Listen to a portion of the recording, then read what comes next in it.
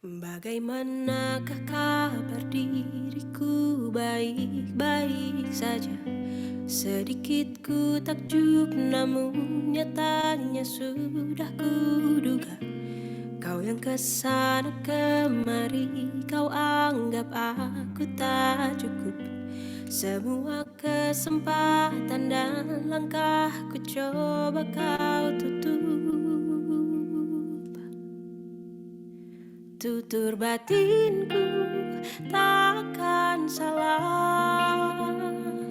Silakan pergi, ku tak rasa kalah. Namun percayalah, sejauh mana kau mencari, takkan kau temukan yang sebaik ini.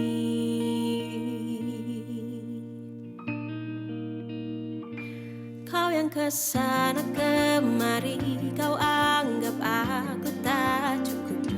Semua kesempatan dan langkah ku coba kau tutup. Kan ku buat jalan ku sendiri.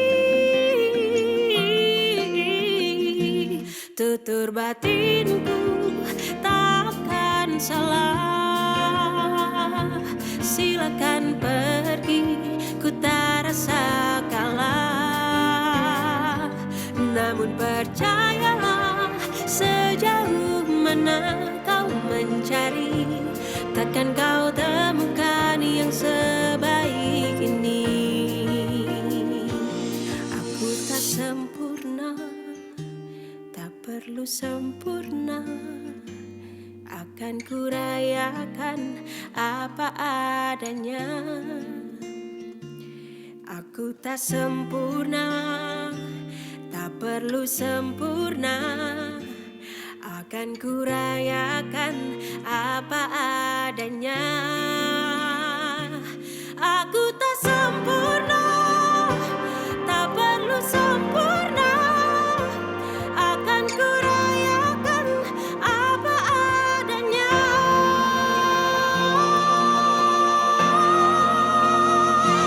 Tutur batinku tak akan salah. Silakan pergi, ku tak rasa kalah. Namun percayalah, sejauh mana kau mencari, takkan kau temukan yang sebaik ini. Takkan kau temukan yang sebaik ini. Jiwa yang terbaik itu hanya aku.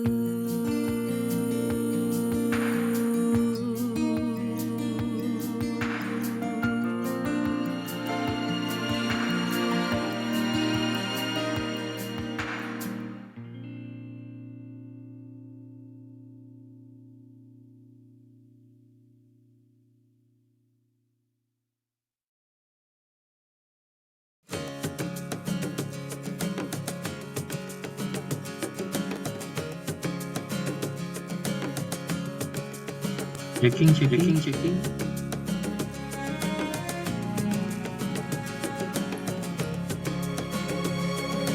Selamat pagi Pak Israel.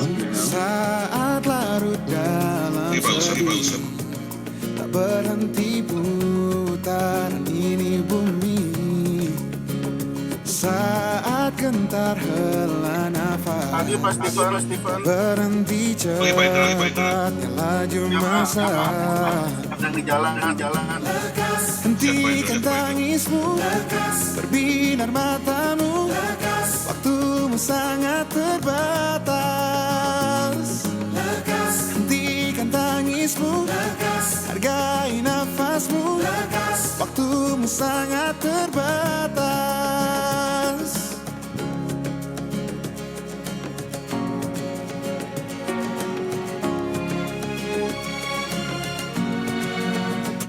Yang dicinta datang pergi, tak terhindari tekanan hati.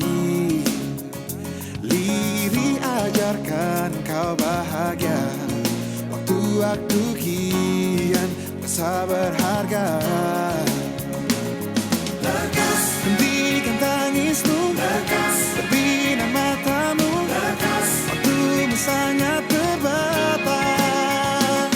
Lekas, hentikan tangismu. Lekas, hargai nafasmu. Lekas, waktumu sangat terbatas.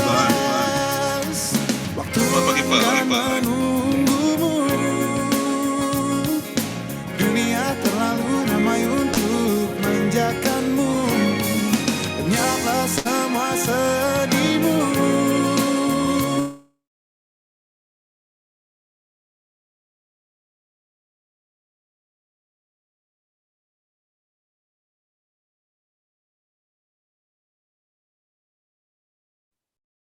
Mohon perhatian, Bapak, Ibu, dan rekan-rekan mahasiswa, sebelum acara dimulai, kami himbau untuk mengaktifkan fitur video dan memakai background yang tersedia.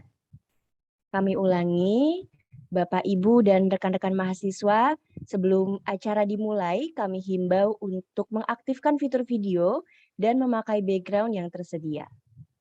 Assalamualaikum warahmatullahi wabarakatuh. Selamat pagi, salam sejahtera, shalom, Om Swastiastu, Namo Buddhaya, salam kebajikan. Selamat datang kepada yang terhormat Bapak Fitzgerald Stefan Purba SEMM, selaku Direktur Utama PT Indo Sterling Asset Management. Yang kami hormati Bapak Dr. Ari Saptono SEMPD, selaku Dekan Fakultas Ekonomi UNJ. Bapak Usep Suhud MSI PhD, selaku Wakil Dekan 1 Fakultas Ekonomi UNJ.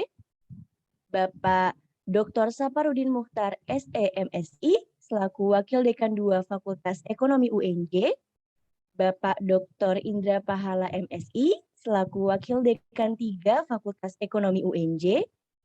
Ibu Verina Tanzil, selaku Direktur Operasional PT Indo Sterling Asset Management.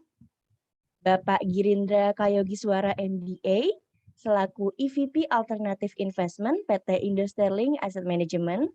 Bapak Ibu Koordinator Program Studi FEUNJ, Bapak Ibu dosen FEUNJ, serta mahasiswa UNJ yang berbahagia.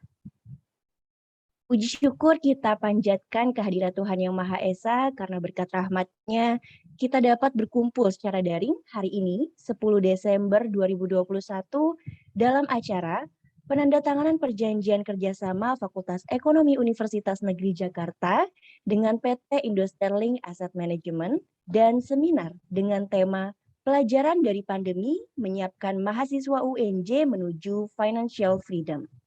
Izinkan saya, Halifah Soliha, selaku pembawa acara, untuk membacakan tata tertib. Di antaranya,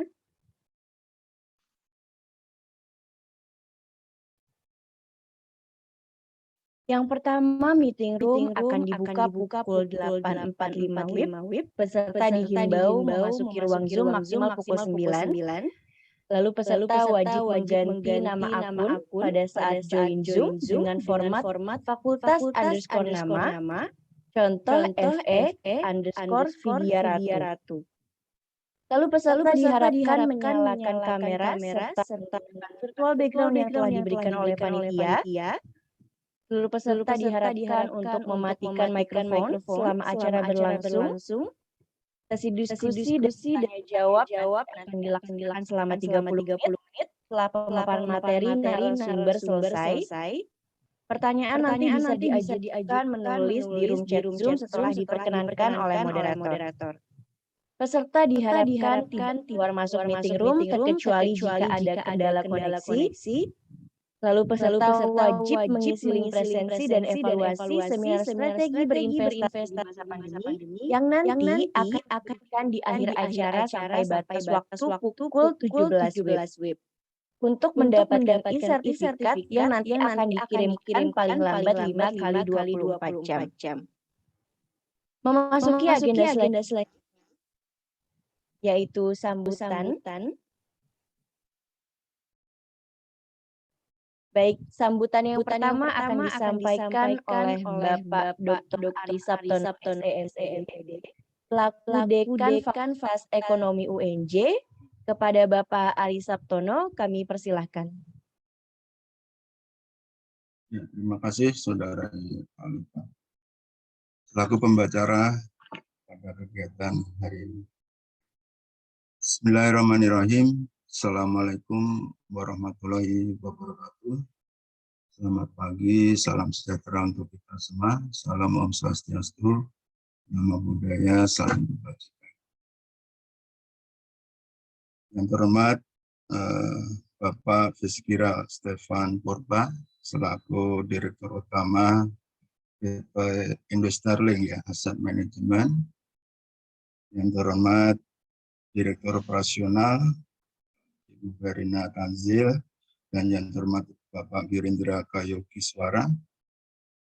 Yang terhormat para Wakil Dekan FIUNJ, di sini hadir WD1 Pak Usep Suhud, kemudian WD2 Pak Saparudin, dan WD3 Bapak Indra Pahala. Yang terhormat Bapak Ibu Orprodi, yang terhormat Bapak Ibu dosen, serta yang terhormat juga Koordinator CDC ya, Ibu Ika, dan mahasiswa ya, peserta seminar yang saya banggakan. Pertama-tama tidak lupa marilah kita senantiasa memanjatkan puji syukur kepada Allah Subhanahu wa Ta'ala dan atas karunia nikmat yang diberikan kita pada kita semuanya, kita bisa hadir ya pada kegiatan hari ini, yaitu kegiatan seremoni ya penandatanganan kerjasama antara Fakultas Ekonomi UNJ dengan PT Indostarling Asset Management. Ya, nanti setelah proses penandatanganan kerjasama ini langsung direalisasikan ya bentuk kerjasama antara FE dengan PT Indostarling, yaitu diadakan seminar ya. Yang alhamdulillah narasumbernya langsung Bapak Direktur Utama sendiri, yang terima kasih Pak Stefan ya, yang berkenan hadir dan juga berkenan berbagi ilmu pengalaman pada kami semuanya. Yaitu tadi disampaikan pembawa acara, seminar pada hari ini adalah terkait dengan menyiapkan mahasiswa UNJ menuju finansial. Bapak Ibu dan hadirin yang saya hormati, dalam rangka mendekatkan ya, atau dalam rangka link and match ya, antara lulusan dengan kebutuhan industri atau dunia usaha dan industri, Fakultas Ekonomi Universitas Negeri Jakarta senantiasa berupaya melakukan berbagai perbaikan, pengembangan ya, salah satunya mempererat kerjasama antara Fakultas Ekonomi dengan dunia usaha dan industri. Bentuk kerjasama yang kami lakukan antara Dudi di sini nanti adalah tidak hanya di dalam proses perkuliahan saja ya, tetapi sejak dari pengembangan kurikulum ya, kemudian di dalam proses perkuliahan kami juga sudah melibatkan dunia usaha dan industri ya, agar terjadinya link and match ya antara lulusan yang kami hasilkan, yaitu Fakultas Ekonomi UNJ, dengan kebutuhan dunia usaha dan industri. Berbagai aktivitas yang sudah kami lakukan, Bapak Ibu dan hadirin semuanya, di dalam pengembangan kurikulum kami sudah melibatkan dunia usaha dan industri, sekaligus di dalam implementasinya pun, yaitu di dalam proses perkuliahan pun kami juga akan dan sudah ya melibatkan dunia usaha dan industri. Berbagai kegiatan yang dilakukan di dalam proses perkuliahan pun, misalnya kami menghadirkan ya praktisi dalam kegiatan perkuliahan. Ke depan kami juga punya wacana yaitu mengarah ke teaching factory ya. Artinya suasana yang ada di dalam dunia usaha dan industri itu kami bawa ke dalam kampus, sehingga di dalam ini mahasiswa benar-benar mendapatkan pengalaman real yang nanti setelah lulus itu bisa cepat menyesuaikan dengan kebutuhan dunia usaha dan industri. Dan pada kesempatan ini saya mengucapkan banyak terima kasih ya kepada Bapak Stefan dan jajarannya yang berkenan hadir pada kegiatan penandatanganan yang kerjasama FEUNJ dengan PT Industri ini adalah bentuk perwujudan nyata ya dalam rangka peningkatan link and match ya antara lulusan yang kami hasilkan dengan kebutuhan dunia usaha dan industri. Ini kehadiran Pak Stephen ini menunjukkan bahwa beliau benar-benar ya konsentrasi atau benar-benar memprioritaskan dalam hal pengembangan lulusan FEUNJ. Terima kasih Pak Stephen ya dengan hadir pada kegiatan pada hari ini. Dan mudah-mudahan kerjasama ini nanti terus berkembang ya, yang arahnya adalah mampu mengembangkan kedua institusi baik FEUNJ maupun PT Industri Asset Management. Saya kira itu yang perlu saya sampaikan pada sambutan pada saat ini. Mohon maaf sekiranya ada yang kurang di dalam penyampaian saya. Sekali lagi saya ucapkan terima kasih pada Pak Stephen dan jajarannya yang berkenan menghadiri kegiatan penandatangan kerjasama antara FEUNJ dengan PT Industri dan sekaligus nanti berkenan menjadi narasumber ya pada kegiatan seminar ya. Seminar ini. Terima kasih sekali lagi. Mohon maaf ada yang kurang di dalam penyampaian saya. Wassalamualaikum warahmatullahi wabarakatuh. Waalaikumsalam warahmatullahi wabarakatuh. Terima kasih Bapak Ari Sabtono atas sambutannya. Sambutan selanjutnya yaitu dari Bapak Fitzgerald Stefan Purba SEMM selaku Direktur PT Industri Asset Management. Kepada Bapak Stefan kami persilahkan. Assalamualaikum warahmatullahi wabarakatuh. Waalaikumsalam. Sebelumnya perkenankan saya menyampaikan teman sapa Dekan Bapak Ari Sabtono SEMPD. Kami menyampaikan terima kasih juga ke Pak Indra Pahala MSI telah mengantarkan kami dari acara Grand Economics hingga mencapai pada hari ini perwujudan dari sebuah kerjasama ataupun komitmen kita ke depannya. Saya juga menyapa Pak Usep Suhud MSI PhD dan Bapak Dr. Saparudin SEMSI beserta segenap pimpinan FEB UNJ yang saya hormati, segenap jajaran direksi PT Industri, mohon izin hari ini untuk menyampaikan dan mewakili institusi kita ini. Rekan-rekan mahasiswa yang kami cintai juga. Terima kasih dari lubuk hati kami paling dalam atas kesempatan yang telah diberikan kepada kami ini. Kami selaku entitas pasar modal melihat atau berangkat dari sebuah kekurangan ataupun keterbatasan yang kami hadapi sendiri, yaitu terkait dengan pasar modal Indonesia. Mungkin di dalam presentasi ataupun pemaparan saya ini akan saya jabarkan panjang lebar seperti apa sih yang kerap nanti rekan-rekan mahasiswa FEB UNP ataupun hal-hal yang perlu dibekali untuk menghadapi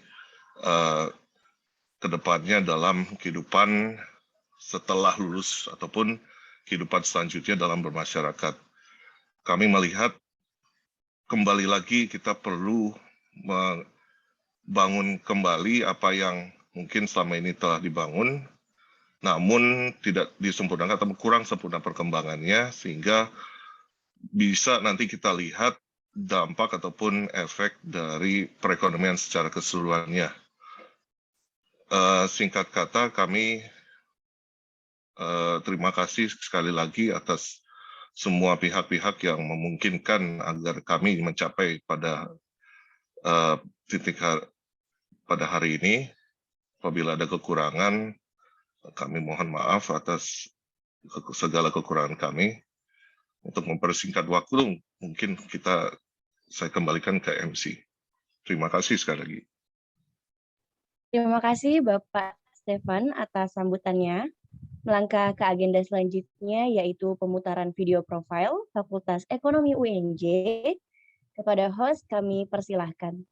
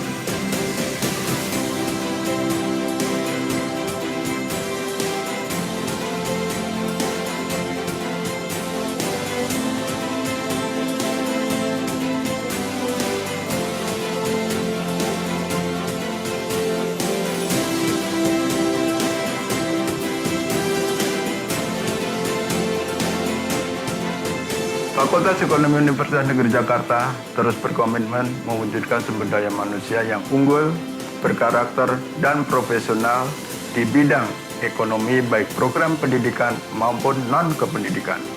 Fakultas Ekonomi juga terus berkontribusi di dalam mewujudkan visi Universitas Negeri Jakarta menjadi universitas bereputasi di Asia.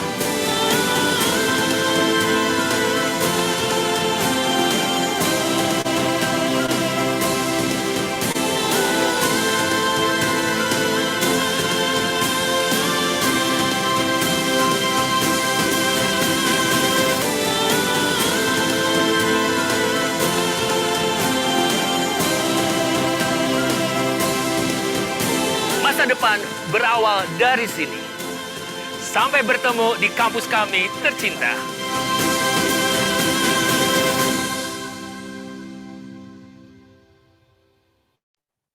Terima kasih. Sudah bersama kita saksikan video profil Fakultas Ekonomi UNJ.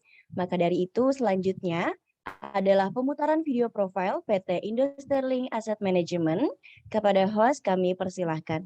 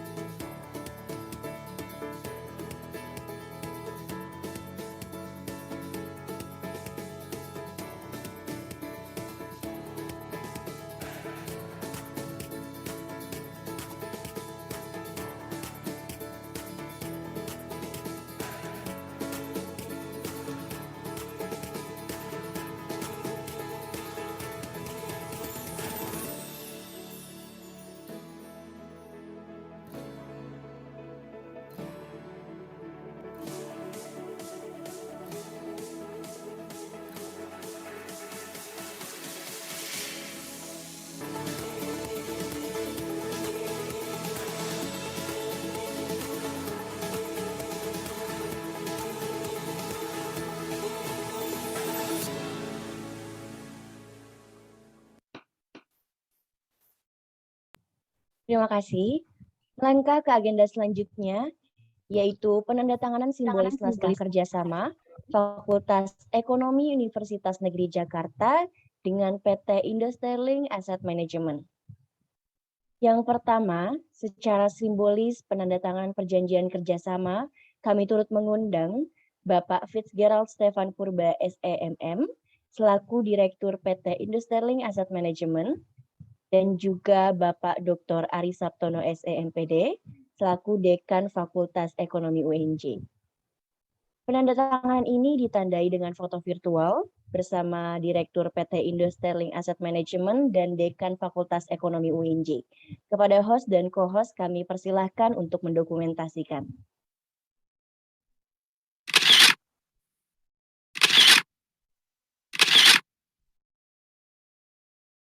Terima kasih, Pak Stefan. Terima kasih, Pak Ari. Terima kasih Bapak Stefan dan juga Bapak Ari Sabtono. Selanjutnya kami turut mengundang Ibu Verina Tanzil selaku Direktur Operasional PT Indo Sterling Asset Management dan Bapak Girindra Kayogiswara MBA selaku EVP Alternative Investment PT Indo Sterling Asset Management serta Bapak Ibu Koordinator Program Studi Fakultas Ekonomi UNJ. Penandatanganan ini juga ditandai dengan foto virtual bersama Ibu Verina Tanzil, Bapak Girindra Kayogiswara, dan juga Bapak Ibu Koordinator Program Studi Fakultas Ekonomi UNJ. Kepada host dan co-host kami persilahkan untuk mendokumentasikan.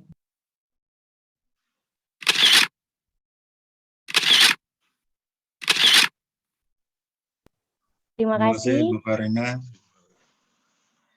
Seremoni penandatanganan perjanjian kerjasama Fakultas Ekonomi Universitas Negeri Jakarta dengan PT Indo Sterling Asset Management selesai dan akan dilanjutkan dengan seminar yang bertema Pelajaran dari Pandemi Menyiapkan Mahasiswa UNJ Menuju Financial Freedom.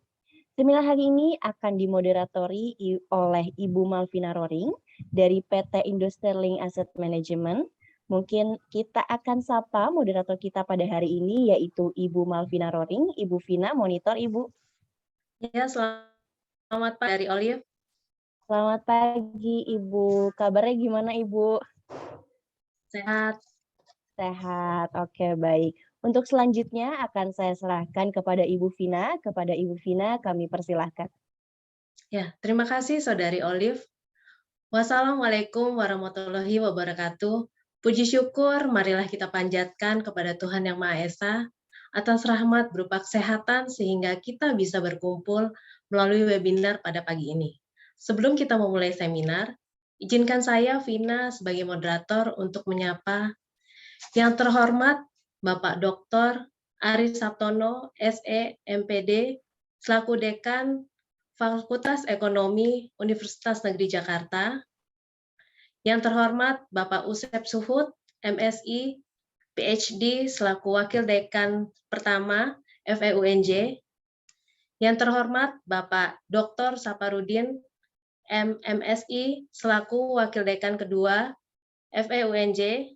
Yang terhormat Bapak Dr. Indra Pahala, MSI, selaku Wakil Dekan 3 FEUNJ. Yang terhormat Bapak Fitzgerald Stefan Purba, SEMM, selaku Director of Investment PT Indo Sterling Asset Management. Biasa kami sapa dengan Pak Stefan. Yang terhormat Ibu Verina Tansil, selaku Director of Operational PT Indo Sterling Asset Management.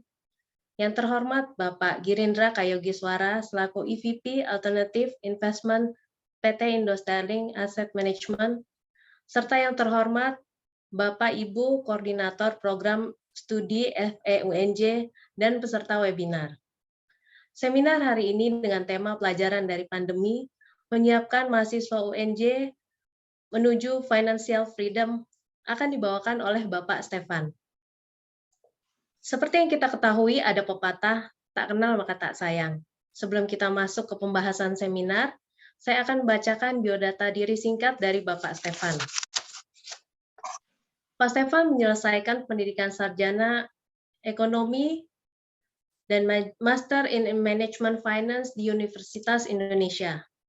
Pengalaman Pak Stefan mengawali karir sebagai Senior Investment Officer di perusahaan pengelola aset, sebagai Senior Portfolio Manager di PT Management, sebagai Head of Equity Portfolio Management di PT Mega Asset of Research and di PT Mega Asset Management, dan yang terakhir sampai dengan saat ini Director of Investment di PT Indo Sterling Asset Management.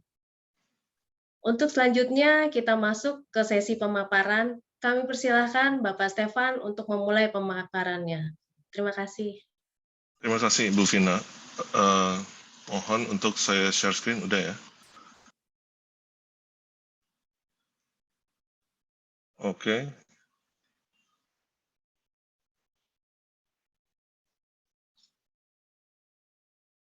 Siap. Bapak Ibu rekan-rekan mahasiswa bisa dengar suara saya dengan jelas? Bisa Pak Stefan. Ya, bisa lihat hasil ini ya, slide pemaparan udah ada di depan ya. Bisa, Pak. Oke, terima kasih sekali lagi atas kesempatan dan waktu yang diberikan untuk kami menyampaikan pemaparan. Sesuai dengan tema yang kami sampaikan pada hari ini, pelajaran dari pandemi atau menyiapkan mahasiswa FEB UNJ menuju financial freedom.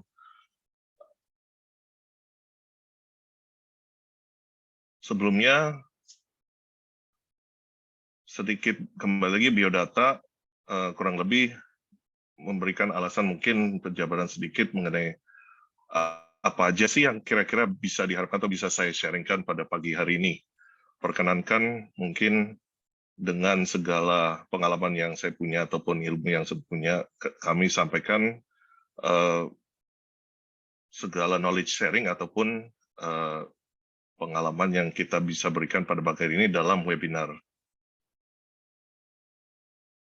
Pelajaran dari pandemi pada pagi hari ini akan berangkat dari latar belakang, terus kita akan melihat apa aja menjadi peluang dan tantangan ke depannya, terus kita juga akan kurang lebih apa sih yang area-area di mana Indo Sterling Asset Management dapat memberikan atau sesuai dengan apa yang menjadi moto kami itu, Creating Value Beyond, dalam hal kerjasama FEB, UNJ, dan IAM ke depannya. Sedikit overview yang dapat kami sampaikan pada hari ini adalah seperti ini, di mana sebenarnya overview ini adalah indeks literasi keuangan dan inklusi keuangan yang kerap kali atau sering diterbitkan OJK. Nah, mungkin yang seperti Bapak, Ibu, dan rekan-rekan mahasiswa yang kami cintai bisa lihat di depan ini. Literasi keuangan itu sendiri didefinisikan sebagai pengetahuan, keterampilan, atau keyakinan yang mempengaruhi sikap atau perilaku untuk meningkatkan kualitas pengambilan keputusan, pengelolaan keuangan dalam rangka mencapai kesejahteraan. Nah, ini mungkin pada hari ini kita akan mengeksplor sedikit mengenai apa yang disebut literasi keuangan atau dikaitkan dengan personal finance. Tapi kalau kita berbicara dengan inklusi keuangan, itu ketersediaan akses pada berbagai lembaga, produk, dan layanan jasa keuangan sesuai dengan kebutuhan dan kemampuan masyarakat dalam rangka meningkatkan kesejahteraan masyarakat. Ini mungkin terkait dengan apa yang di dalam sambutan saya bicarakan, perkembangan terkini atau situasi terkini apa yang dihadapi pasar modal ataupun pelaku-pelaku seperti kami ini. Pada grafik yang di bawahnya masing-masing, literasi keuangan mungkin sudah cukup baik, masyarakat kita sudah mengenal dalam hal ini perbankan, perasuransian, dana pensiun, pasar modal, lembaga pembiayaan, pegadaian, namun terdapat keterbatasan dalam hal inklusi, yaitu mungkin masyarakat kita lebih banyak mengenal lebih aspek ataupun sektor perbankan. Selanjutnya, dalam hal ini kita berangkat dari latar belakang personal finance dulu. Di dalam apa yang kami hadapi dalam 1 tahun ini atau 2 tahun, bisa dibilang hampir 2 tahun, ini adalah coronavirus financial crisis. Coronavirus ini tentu memberikan dampak terhadap, pada mayoritas kami adalah pasti yang dapat dirasakan adalah keuangan, sisi karir maupun keluarga kami juga dalam hal ini kita study from home ataupun work from home juga punya keterbatasan yang ditimbulkan.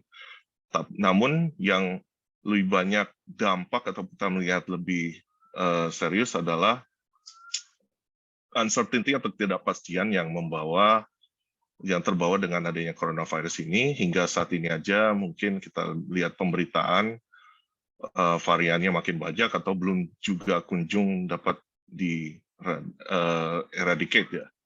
Kita juga melihat ada kedepannya ketakutan. Nah, mungkin kondisi ini selanjutnya membawa kita itu harus memikirkan ulang situasi sebelum pasca pandemi, pada saat pandemi, ataupun apa sih yang kita lakukan ke depannya.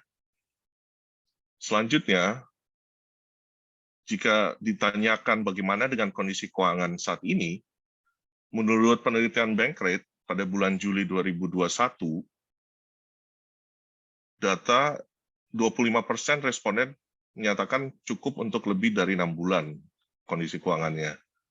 Namun yang lebih mengerikan adalah 70% ternyata responden tidak cukup uang, di mana 70% ini bisa dijabarkan lagi menjadi 26% itu kurang dari 3 bulan punya simpanan ataupun ketersediaan uangnya, 19% cukup hanya untuk sampai 3-5 bulan, dan 25% bahkan bisa dibilang tidak punya sama sekali.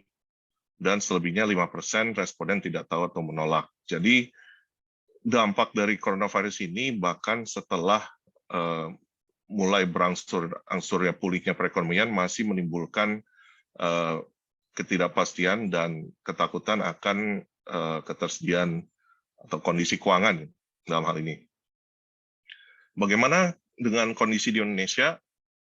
Mungkin pada slide berikutnya ini sebuah penelitian Organization Economical Cooperation and Development atau dalam hal ini INFA, di International Survey of Adult Financial Literacy, dia mengeluarkan atau menerbitkan data hasil survei terhadap 1.000 responden di Indonesia, di mana hasilnya seperti ini.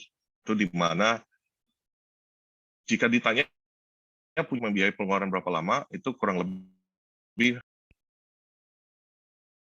bilang 24% punya 1-6 bulan dan punya 6 bulan atau lebih. Bahkan mayoritas dapat dikatakan di sini atau 58% serba tidak pasti atau serba kekurangan.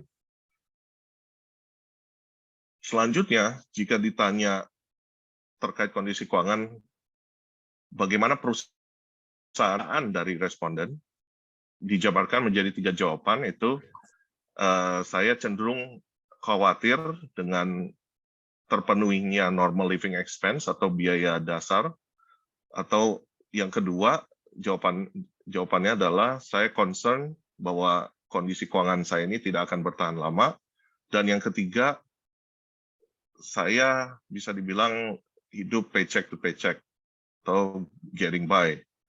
Mayoritas masih menyuarakan bahwa 67% khawatir tidak akan kecukupan, 42 hanya bertahan dan khawatir akan kebutuhan dasar.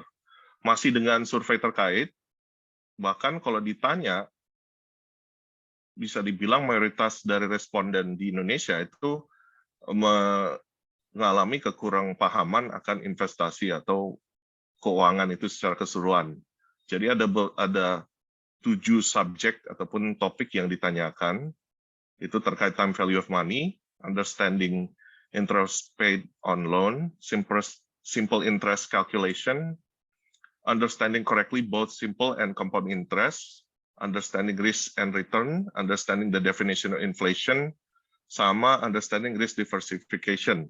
Nah, negara kita itu ternyata scoringnya sangat rendah sekali di understanding correctly both simple and compound illustration. Saya yakin pada pagi hari ini 1.000 responden ini tidak ada satupun mahasiswa FEB UNJ yang memberikan ataupun tidak memahami simple dan compound interest. Saya yakin sekali pasti semua memahami. Yang menarik di sini, masyarakat kita itu mengerti interest paid on loan dan mengerti apa yang disebut dengan inflation. Mungkin karena sehari-hari bergelut dengan kenaikan harga ataupun naik turunnya kebutuhan hidup kita, harga kebutuhan hidup kita. Selanjutnya, kekurangpahaman akan investasi ini juga menghasilkan kondisi yang cukup mengkhawatirkan juga, di mana kerugian dari investasi ilegal itu ternyata dalam 10 tahun terakhir itu mencapai 117 triliun. Ini fantastis sekali. Saya hanya memberikan gambarnya bahwa 117 triliun saat ini bisa dibilang sepertiga dari industri atau keseluruhan industri asset management. Jadi angka ini untuk tadi karena banyak kekurangan tidak pahaman beberapa topik itu menimbulkan semakin maraknya atau hidupnya investasi ilegal senilai 117. Ini sumber dari Ketua Satgas Waspada Investasi OJK, Bapak Tongam L. Tobing. Jumlah entitas yang masuk dalam daftar investasi ilegal di OJK itu sendiri itu mengalami perkembangan. Mungkin dengan adanya krisis pandemi belakangan ini cukup terjadi perlambatan, tapi kita melihat kembali lagi marak seiring mulai pulihnya perekonomian. Contoh bentuk investasi ilegal yang terjadi saat ini, mungkin Bapak Ibu sendiri ataupun rekan-rekan mahasiswa mendengar atau mengalaminya secara langsung, itu berupa arisan online, investasi emas, travel umroh, investasi saham, koperasi dalam hal ini simpan pinjam dengan bunga yang cukup tinggi, dan investasi penyertaan modal yang bisa dibilang fiktif ininya, tujuan investasinya.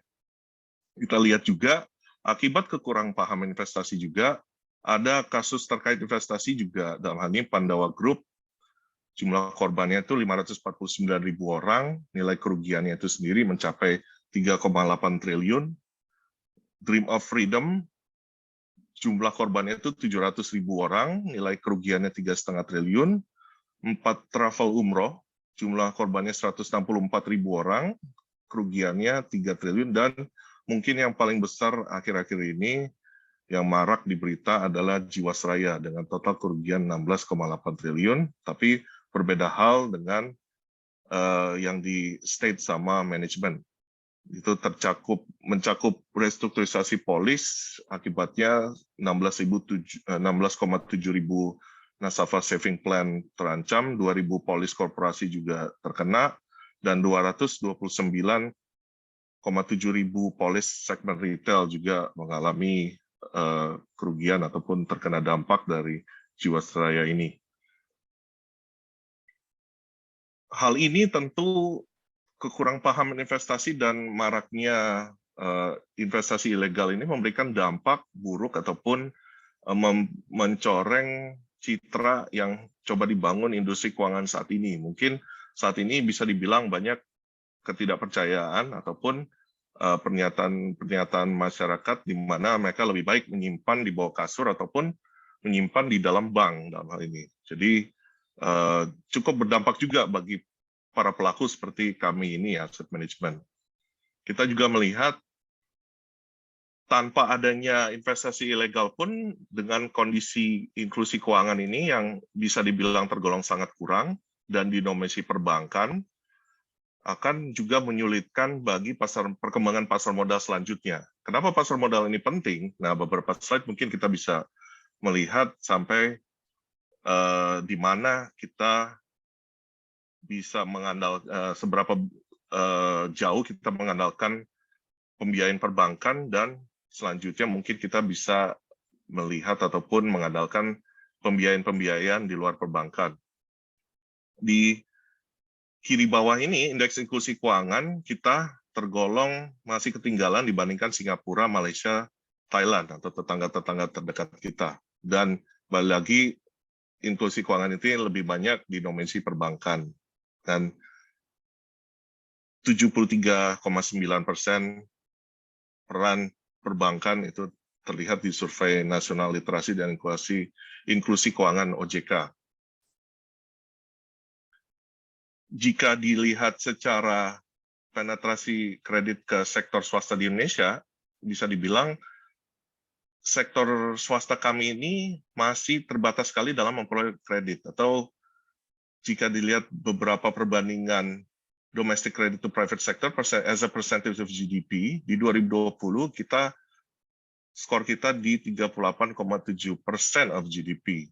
Kita cuman yang merasakan, sektor swasta yang merasakan kredit itu hanya 38. Selebihnya angka low and middle income itu berada di 120,6. Bahkan di negara-negara maju itu mendekati 200%.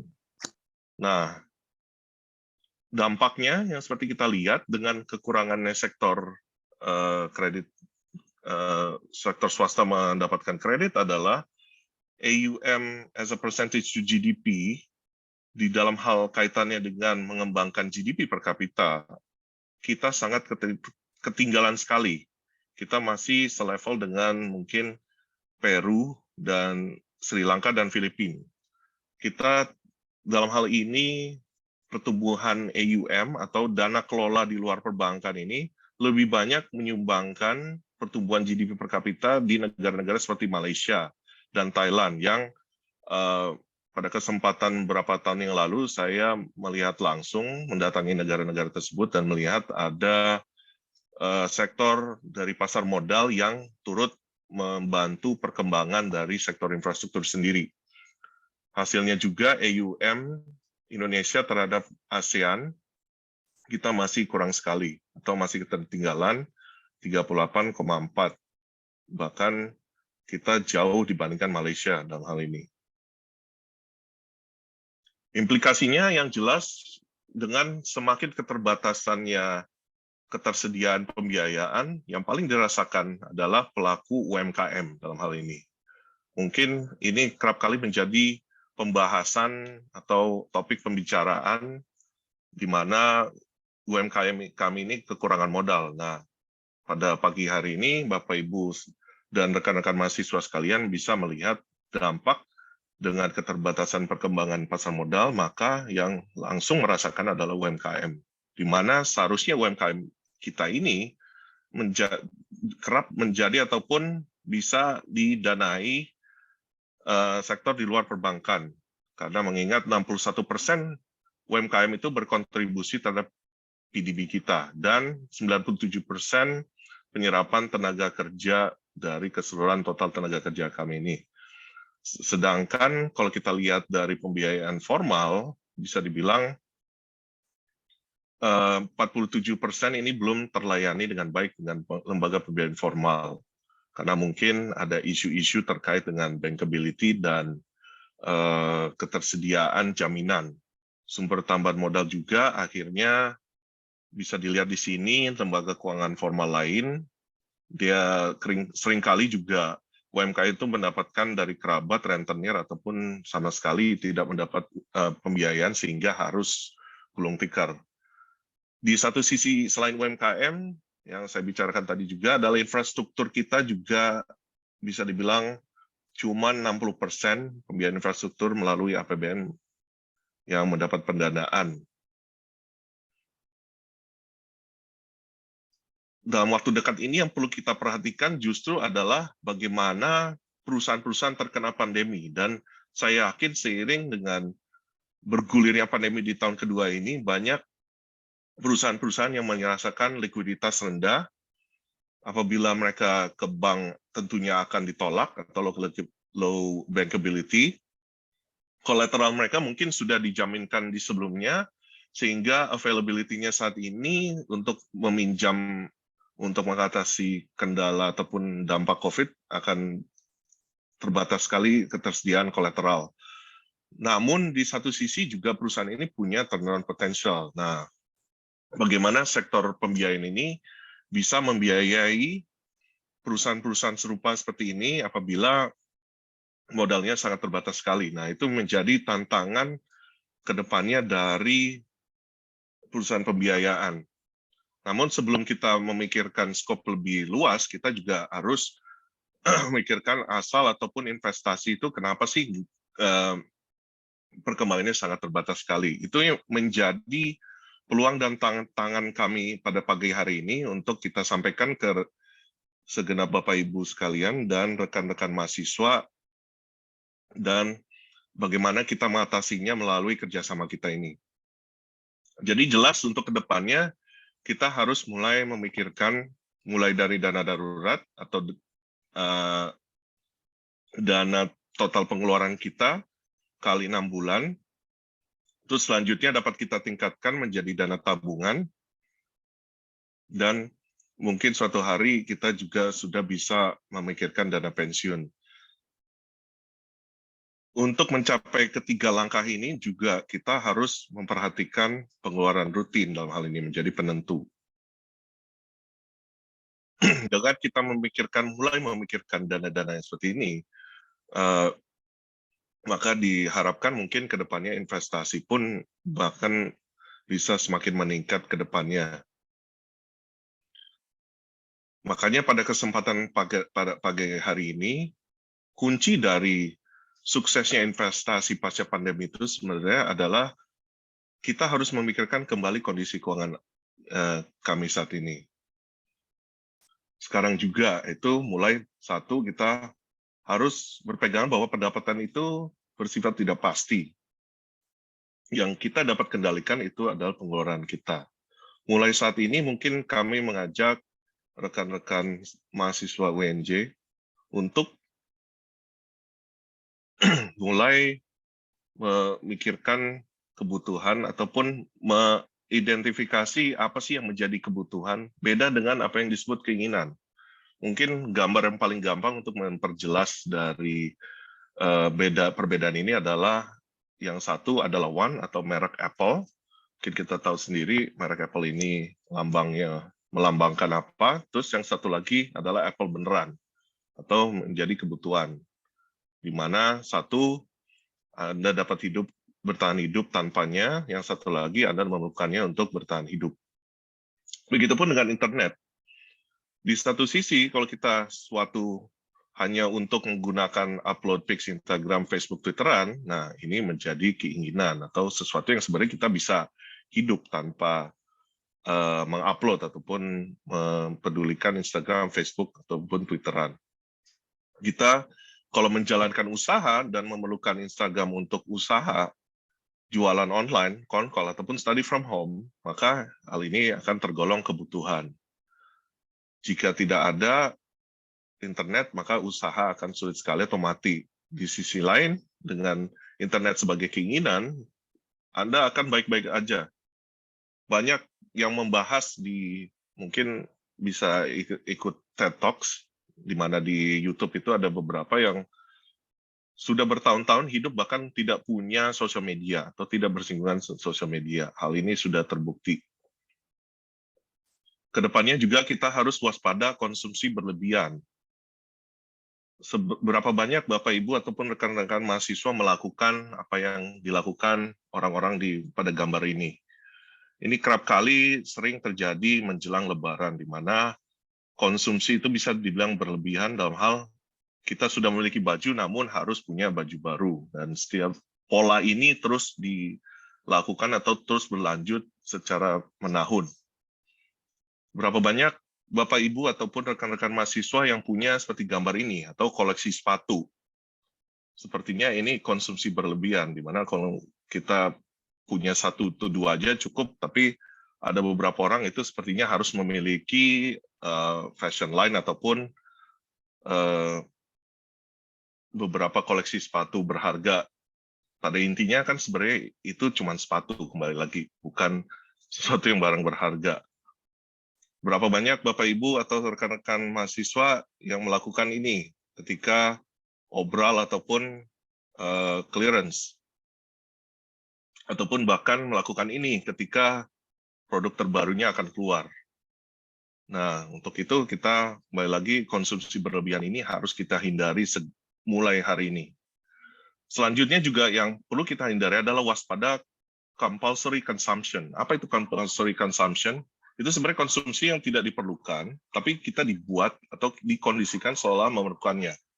Contohnya itu adalah gambar yang kita bisa lihat pada slide ini, yaitu seorang masih muda ataupun melakukan traveling di suatu tempat yang kelihatan menarik, pasti akan men-trigger ataupun membuat keinginan dari Bapak Ibu atau rekan-rekan mahasiswa untuk melakukan hal yang sama. Nah, dalam suatu penelitian yang dilakukan Nielsen, ini sering terjadi di mana para pengikut sosial media ataupun Instagramers itu melihat foto seperti ini, langsung mereka tergerak untuk melakukan traveling, dan pada saat traveling mereka sepertinya seolah-olah tidak sadar bahwa wah, kapan travelingnya ya gitu, kapan saya ininya ya. Nah, itu juga kita harus hati-hati. Yang lagi semarak juga adalah sekarang ini dimungkinkan atau dipermudah dengan adanya fasilitas pay later. Berapa banyak Anda juga tertarik dengan ini, challenge seperti ini? Mungkin saat ini ada beberapa challenge di TikTok yang berkembang, yang intinya sebenarnya ingin menjual suatu atau nge-push agar Bapak, Ibu, rekan-rekan mahasiswa semua membeli produk itu. Atau melihat seperti ini, iklan yang memicu akhirnya, oh ya, sepertinya kita harus punya ini lah, apabila kita ingin seperti pria sejati gitu. Atau tertarik dengan kepemilikan kartu kredit karena memberikan seolah-olah membuka banyak pintu ataupun kesempatan-kesempatan kita menikmati barang-barang lainnya. Atau dalam hal ini mungkin kita juga menikmati ataupun sering terpicu konsumsi untuk model terbaru dari mobil, ataupun motor, ataupun handphone itu sendiri. Nah, sepertinya mulai hari ini kita harus menghindari hal-hal yang terkait dengan compulsory consumption ini. Selanjutnya, yang saya ingin tanyakan di sini sebenarnya terkait dengan pembahasan selanjutnya ini, siapakah pemegang rekor dunia dalam hal ini untuk atletik lari 100 meter pria? Sepertinya Bapak, Ibu, atau rekan-rekan mahasiswa tahu jawabannya adalah Usain Bolt. Nah, pada kesempatan ini saya ingin memberikan voucher reksadana 500.000 bagi yang bisa menjawab pertanyaan berikut ini. Jadi silakan yang bisa menjawab dalam hitungan 3 detik. Siapakah pemegang rekor dunia atletik lari maraton 100 meter? 1, 2, 3. Sepertinya nggak ada yang bisa menjawab, karena mungkin kurang terkenal, atau jawabannya sebenarnya sih Eliud Kipchoge. kenapa Elliott Kipchoge ini tidak terkenal? Nah, kita lihat di slide-slide berikutnya. Pertanyaan saya yang kedua mungkin yang bisa menjawab, bisa kembali lagi mendapat 500.000 voucher reksadana. Rahasia sukses Warren Buffett itu kira-kira apa ya? Silakan kalau yang bisa menjawab.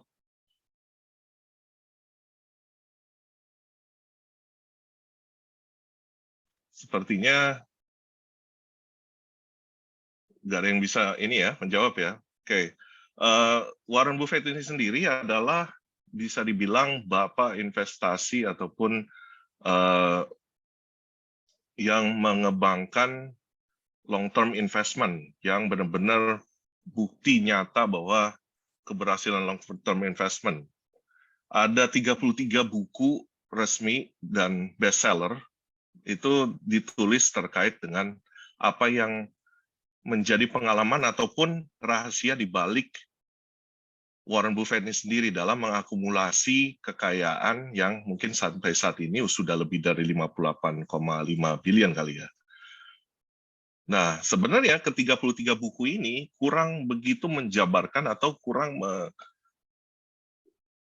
memberikan kunci dari balik rahasia suksesnya Warren Buffett.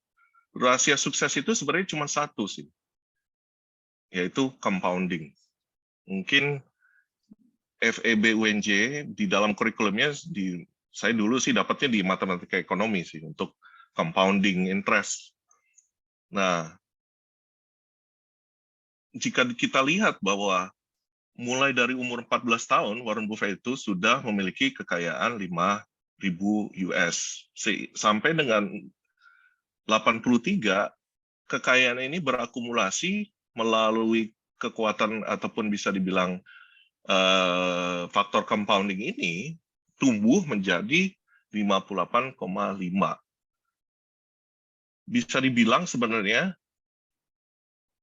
semakin banyak yang kita sisihkan atau kita alokasikan, dalam hal ini dalam annuity, itu semakin besar semakin baik. Atau jika semakin dini, waktu yang kita alokasikan, kita mulai semakin lama, itu akan semakin baik. Sehingga hasilnya adalah future value atau total investment itu semakin besar atau semakin baik.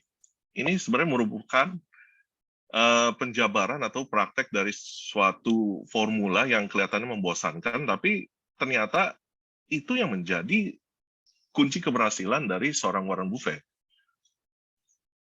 The magic of compounding itu sebenarnya seperti yang gambar kita lihat saat di depan ini, dalam waktu 20 tahun, dengan adanya compounding, total growth yang diarsir ataupun di warna biru itu memberikan kelebihan ataupun penambahan bagi return.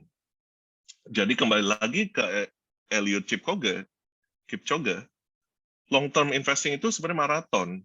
Kenapa Bapak Ibu sekalian atau rekan-rekan sekalian lebih mengenal Usain Bolt dibandingkan Elliott Kipchoge? Karena 100 meter itu berlangsung cepat. Kalau kita nonton maraton, mungkin sangat membosankan sekali ya, gitu, bisa setengah hari gitu. Nah, begitupun investment. Kenapa maraknya investasi bodong ataupun itu lebih menarik? Karena dalam waktu dekat, dalam waktu singkat, kita bisa memperoleh hasil yang sangat banyak, yang sebenarnya menyalahi kaidah investasi. Investasi pasca pandemi seharusnya itu memulai dengan sekarang kita menyisihkan sebanyak-banyak yang kita bisa sisihkan untuk kita bisa nikmati di tahun-tahun ke depannya. Sepertinya lesson ini sering terdengar dan mungkin buat beberapa Bapak Ibu ataupun rekan-rekan sangat membosankan, tapi ya di sini kita kembali lagi menyampaikan bahwa sebenarnya ini kunci keberhasilan Warren Buffett dan kunci keberhasilan investor-investor di dunia yang jumlahnya mungkin banyak sekali. Untuk selanjutnya ini juga kita mengajak rekan-rekan mahasiswa khususnya untuk merubah mindset. Bagaimana kita lulus kuliah, bekerja untuk uang, mencari uang, terus kita bayar utang, kita sampai uang habis, kita kerja terus sampai mencapai suatu usia yang sangat tua. Bagaimana kita merubah mindset itu menjadi bagaimana kalau kita bisa retire earlier. Nah, gerakan-gerakan atau movement yang saat ini lagi ramai di sosial media adalah justru retire earlier than old. Nah, ini kita bisa, hal ini bisa tercapai dengan long-term investment tadi, Bapak Ibu ataupun rekan-rekan sekalian.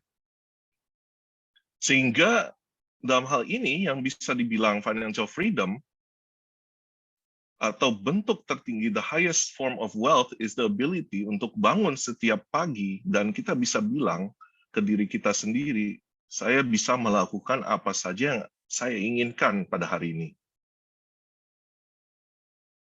Sehingga financial freedom itu juga memberikan kendali atas kehidupan kita masing-masing, itu kemampuan untuk melakukan apa aja yang kita inginkan, kapan aja kita inginkan, dengan siapa yang Anda inginkan, untuk selama apa yang kita inginkan. Nah, financial freedom yang menjadi tujuan akhir dari perjalanan, ataupun harapan kami menjadi tujuan akhir dari Bapak Ibu ataupun rekan-rekan mahasiswa FEB UNJ adalah seperti inilah. Ini bisa dibilang adalah highest dividend money memberikan kepada kami, gitu, kepada kita semua. Dengan kita mulai investasi atau mulai menyisihkan dan kita membiarkan compounding itu bekerja, maka suatu hari kita bisa mencapai apa yang dibilang financial freedom ini. Kedepannya kita berharap seiring dengan semakin meningkatnya tabungan yang tentu menjadi investasi, kita berharap pasar modal kita juga mengalami perkembangan dan beberapa metrik seperti rasio kapitalisasi pasar terhadap PDB kita ini bisa mengalami perbaikan atau mendekati negara-negara maju lainnya. Bahkan kita juga berharap seiring dengan Bapak Ibu dan rekan-rekan mahasiswa NJ mulai menyanangkan investasi dan tabungan bahkan investasi, kita melihat peran serta generasi milenial yang aktif investasi kita ini makin meningkat, yang saat ini mungkin posisinya sangat kurang sekali. Begitupun dengan jumlah investor retail. Hasilnya di sini kita berharap adalah perkembangan pasar modal kita itu menjadi salah satu sumber pembiayaan yang masih peluang tumbuh sangat besar. Namun kita kembali harus memperhatikan tantangan jumlah keberagaman produk yang masih kurang, proses bisnis dalam mencari pendanaan perlu ditingkatkan efisiensi dan efektivitas, pengembangan infrastruktur pasar modal, dan partisipasi investor domestik yang perlu ditingkatkan. Sehingga kita mencapai pada suatu titik di mana pada presentasi ini selanjutnya adalah apa aja sih yang kita bisa tawarkan agar mahasiswa NJ itu bisa merubah mindset dan memulai dari itu adalah mungkin kita coba memberikan pandangan ataupun arah dari hidup dari masing-masing kita untuk kita bisa suatu hari kita jalankan.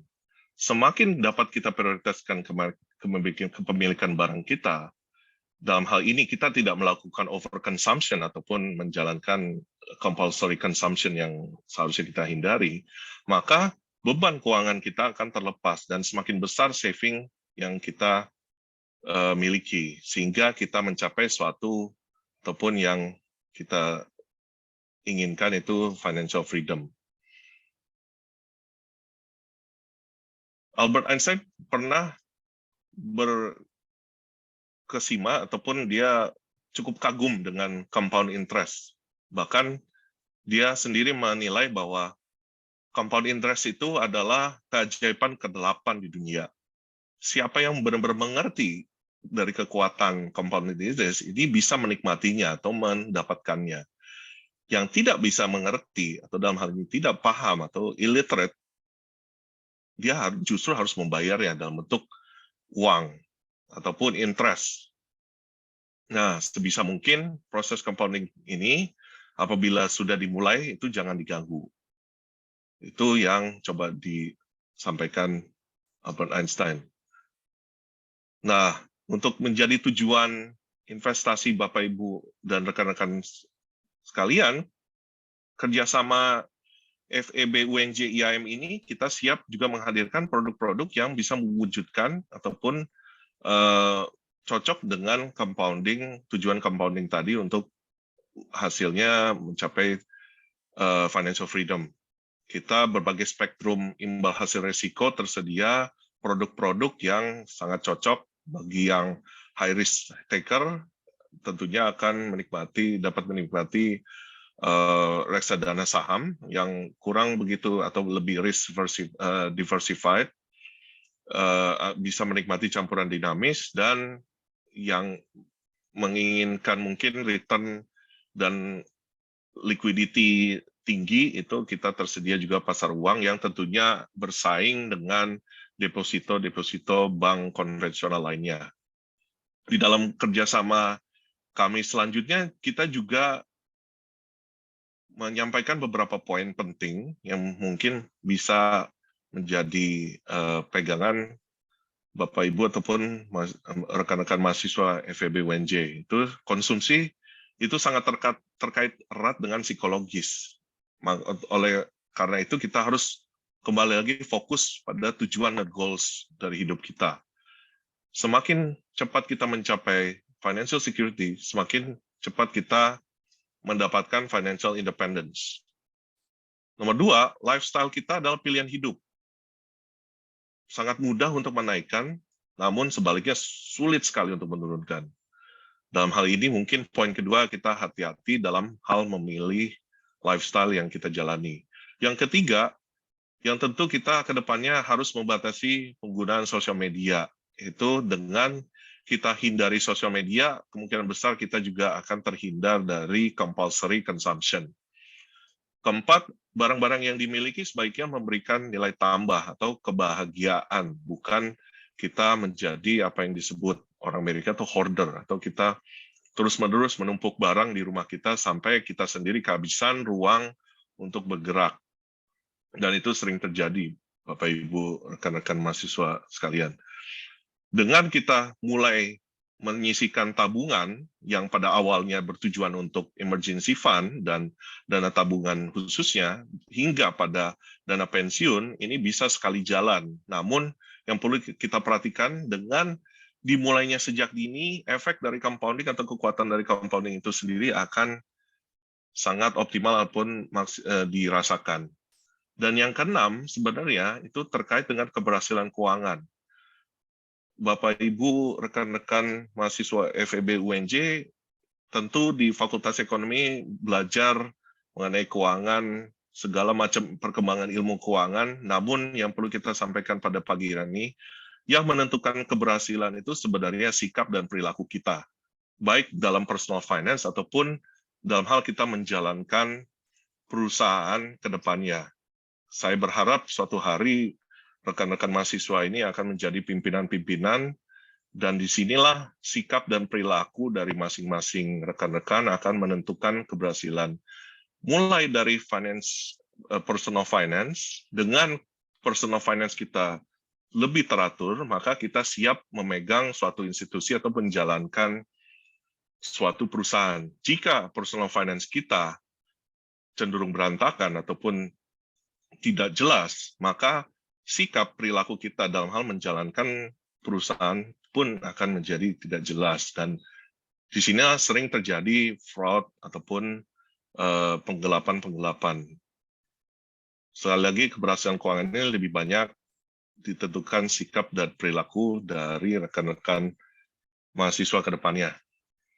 Selanjutnya, poin kerjasama yang saya ingin sampaikan pada pagi hari ini adalah kita juga siap dengan berbagai webinar ataupun topik-topik yang sering menggelitik ataupun di luar materi kuliah yang sangat menunjang materi kuliah. Kita juga sudah kerap kali kerjasama dengan berbagai institusi dan mencatatkan webinar kepada investasi kepada mahasiswa terbanyak. Kita juga memberikan gambaran peluang dan tantangan perkembangan sektor finansial. Kita juga menjadi sumber, atau dalam hal ini rekan saya Bapak Giri Kayogi Suara ini menjadi narasumber dalam hal mencapai entrepreneurship setelah pandemi. Kita juga dalam hal ini silakan rekan-rekan atau rekan-rekan FEB UNJ mengeksplor YouTube channel kami. Kami insya Allah update secara teratur dan reguler dengan berbagai-bagai topik menarik yang justru berkaitan tentu sangat relevan dengan perjalanan finansial rekan-rekan mahasiswa FEB UNJ. Baru-baru ini mungkin ada beberapa topik yang menarik yang kita bahas itu, apakah kita lebih baik memilih menyewa atau kita beli rumah. Bagaimana business behavior setelah post-COVID-19 yang mungkin bisa menjadi bahan masukan ataupun pengetahuan bagi Bapak Ibu dan rekan-rekan mahasiswa FEB UNJ.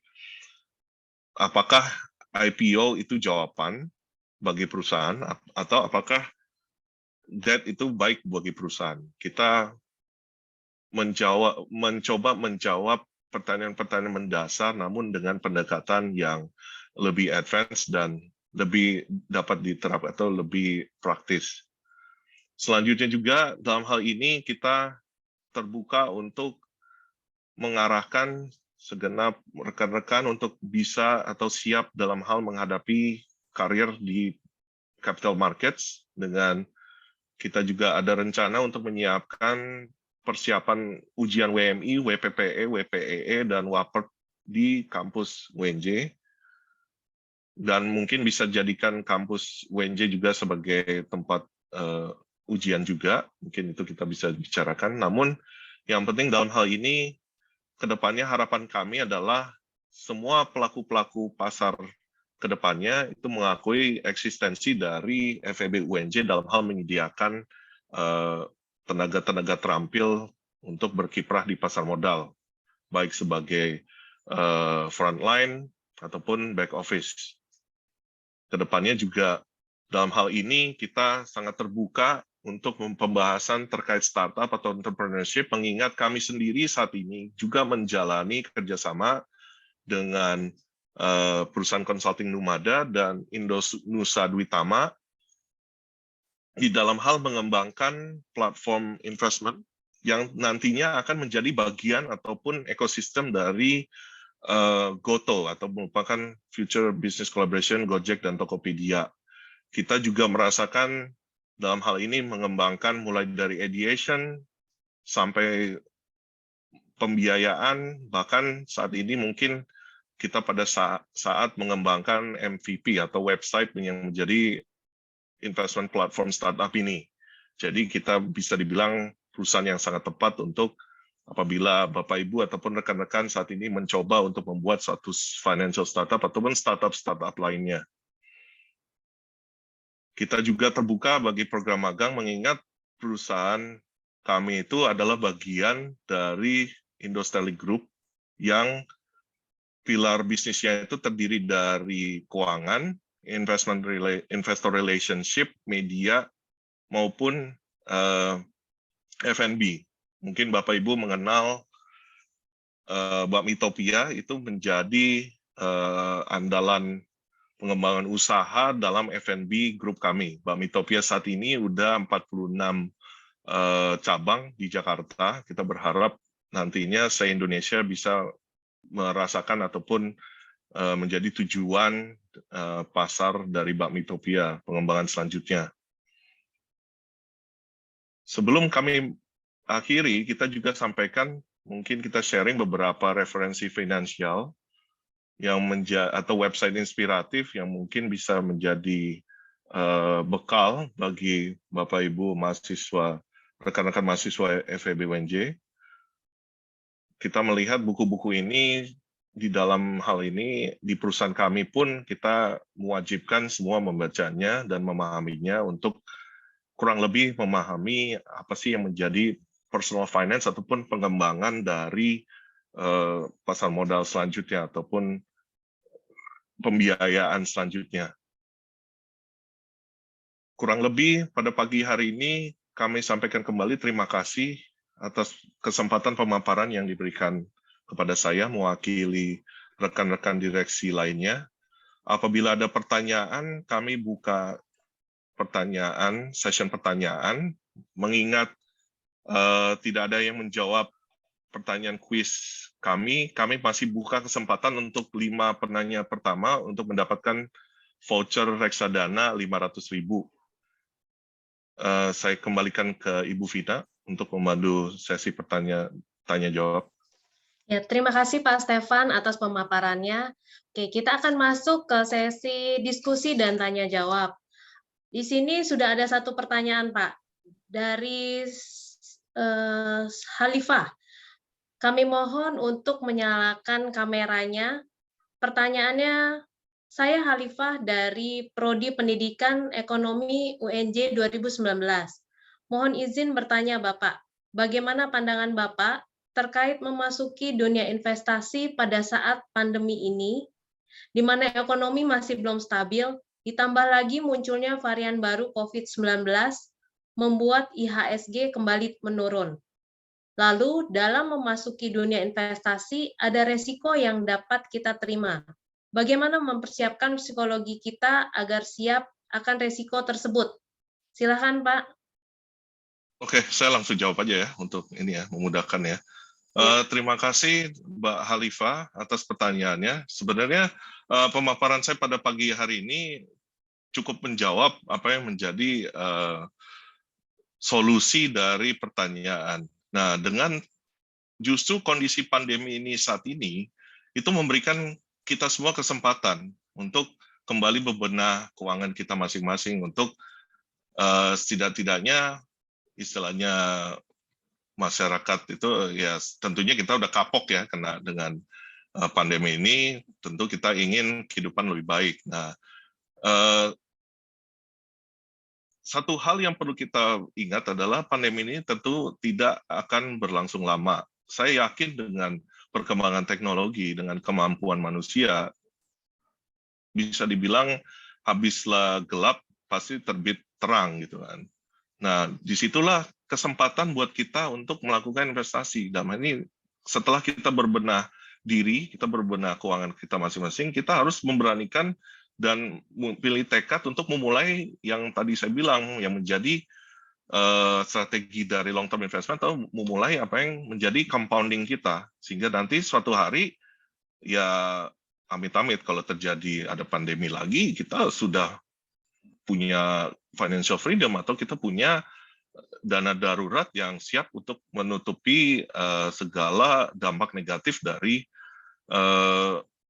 pandemi selanjutnya, ataupun hal-hal negatif yang mungkin terjadi dalam kehidupan saat ini.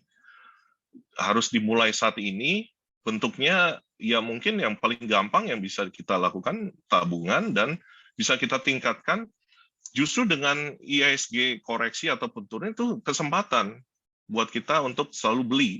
Dan sepertinya kalau kita fokus pada long term, kita nggak memperhatikan cuman IHSG kok turun hari ini, besok naik lagi. Itu lebih ke short term gitu. Kita justru di Indo-Sterling Asset Management kita nggak memperhatikan hal-hal seperti itu. Tapi long trend-nya itu, long term-nya itu kita rasakan bahwa, dan kita percayakan juga pandemi ini tidak akan berlangsung lama lagi lah gitu.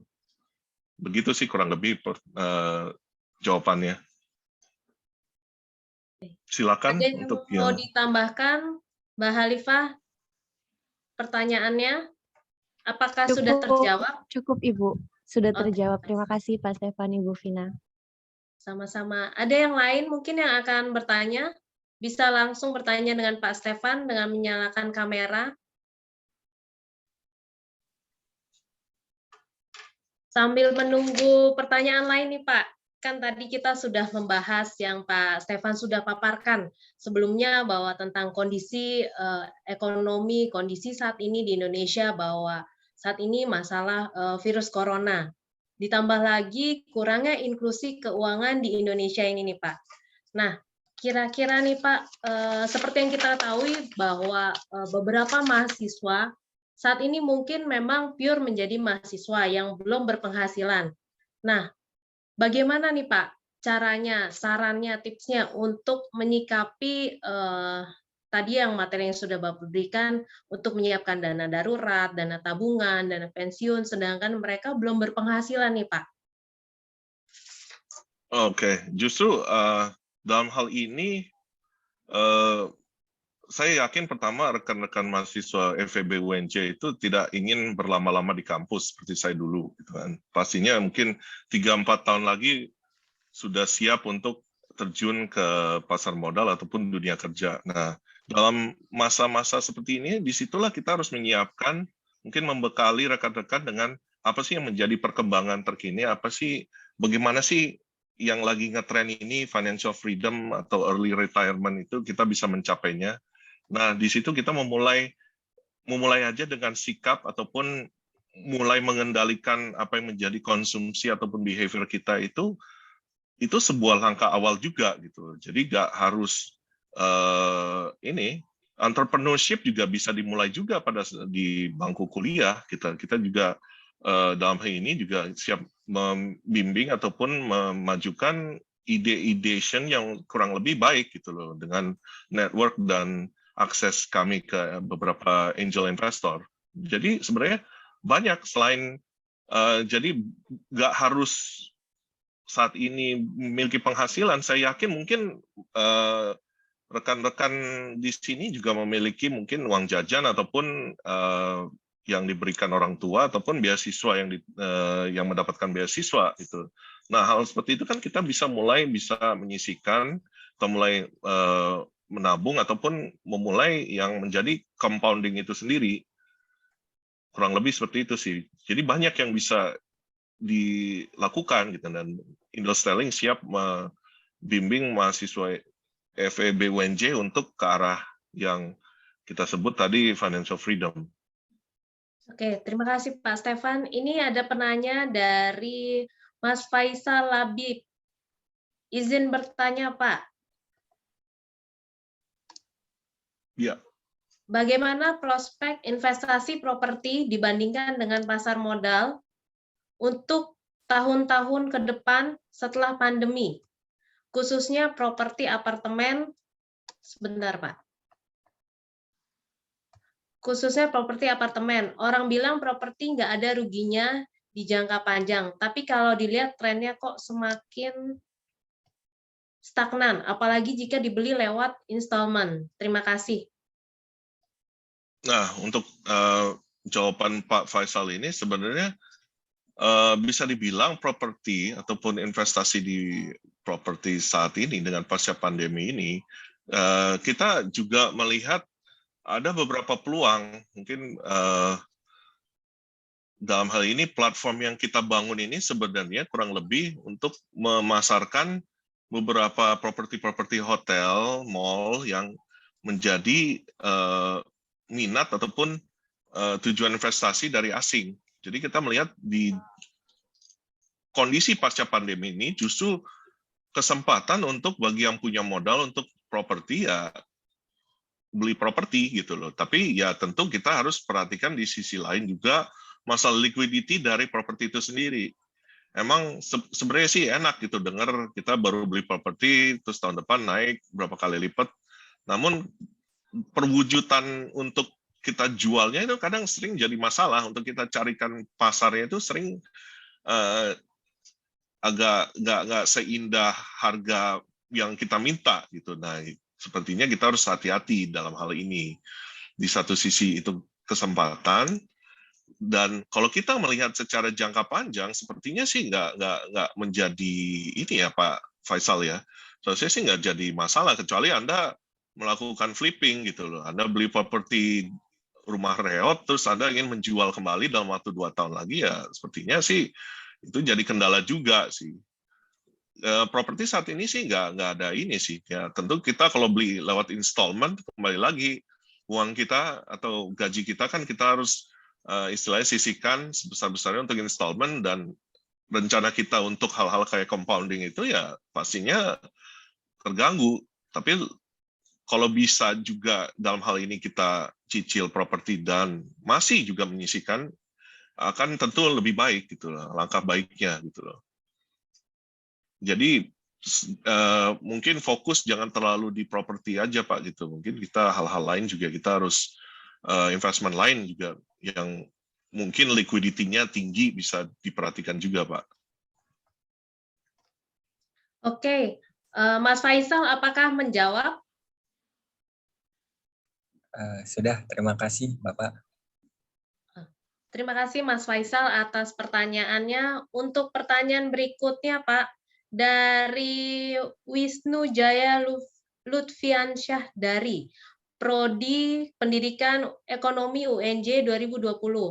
Mohon izin bertanya Bapak, bagaimana menurut Bapak terkait reksadana ini pada masa pandemi ini? Kapan bisa membeli maupun menjual yang tepat pada saat ini? Serta bagaimana apabila mengalami kerugian pada masa pandemi ini yang tentu malah lebih buruk lagi karena ketidakstabilan ekonomi pada akhir-akhir ini. Apakah ada solusinya, Pak? Silakan Pak Stefan. Sepertinya, mohon maaf nih Pak Wisnu ya, saya sedikit koreksi mindset-nya ya. Kita dalam hal ini, Indo Sterling Asset Management, ketika menawarkan suatu reksadana, yang investasi reksadana ini sebenarnya investasi jangka panjang Pak gitu loh. Dan lebih baik lagi kalau bisa dilakukan secara berkala gitu loh. Justru ketika naik turun ini, ketika turun kita harus melakukan apa yang disebut averaging down, karena mengingat komposisi reksadana ini kan 20-30 saham emiten yang terdiversifikasi secara baik dan benar. Jadi sepertinya yang Bapak lakukan ini adalah trading reksadana, bukan investasi reksadana, Pak. Gitu. Jadi mungkin sedikit mindset-nya digeser. Justru apabila mengalami penurunan, kita beli. Kepercayaan kita itu nantinya jangka panjang, seiring dengan ekonomi semakin meningkat, indeks IHSG itu sendiri tentu tidak akan di level-level saat ini. Ataupun kita bisa bilang BCA itu mungkin bisa lebih ekspansif lagi, atau Indofood itu bisa menghasilkan volume penjualan yang lebih tinggi lagi. Nah, komposisi saham yang menjadi reksadana inilah yang nantinya kita berharap akan berkembang pesat. Nah, untuk masalah jual belinya ini, ya, saya saran untuk jangka panjang aja Pak reksadana itu, untuk mungkin 5-10 tahun gitu loh, baru kita pikir-pikir untuk jual, karena di situ kan unsur berkala dan compounding terjadi gitu loh Pak. Ada dividen juga dibagikan, itu kan istilahnya tergulung di dalam NAV dari reksadana itu sendiri Pak gitu. Jadi mungkin sedikit dirubah Pak mindsetnya, jangan seolah-olah kayaknya trading. Nah, itu sayang sekali kalau Bapak juga trading, kan reksadana itu switching fee ataupun penjualan fee-nya cukup besar juga gitu loh Pak.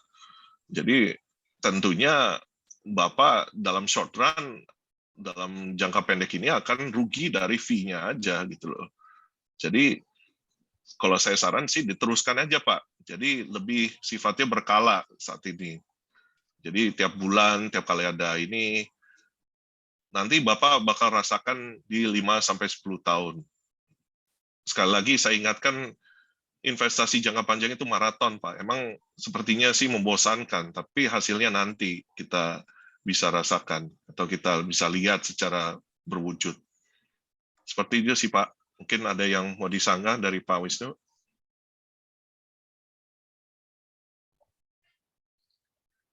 Mas Wisnu, mungkin mau ada yang ditambahkan pertanyaannya? Boleh kameranya dinyalakan? Sudah tidak ada, Bu. Terima kasih ya. Oh, tidak ada. Terima kasih, Pak Wisnu.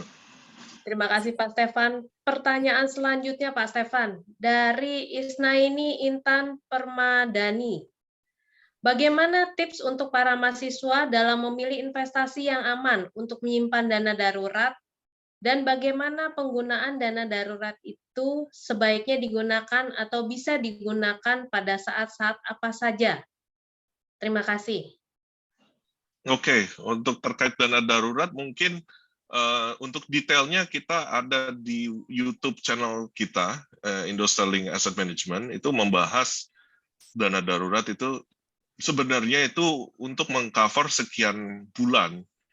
Mungkin dimulai dari 6 bulan pertama, dana darurat itu harus bisa mengcover 6 bulan pengeluaran kita tiap bulan. Jadi sebulan kita harus benar-benar memperhitungkan dana apa yang menjadi kebutuhan kita. Ingat loh, kebutuhan ya, bukan keinginan ya. Jangan nanti di bulan keberapa kita tiba-tiba ingin beli sesuatu yang nggak berguna gitu. Kita harus identify apa sih yang menjadi, istilahnya kita ingin lanjut hidup, kita perlu apa sih gitu loh. Ingin kita sebagai mahasiswa mungkin study from home butuh data apa gitu, itu harus kita perhitungkan. Nah, di step awal itu 6 bulan. Nah, kita kalau bisa 6 bulan sudah tercapai, kita tingkatkan lagi jadi 1 tahun, 2 tahun, 3 tahun.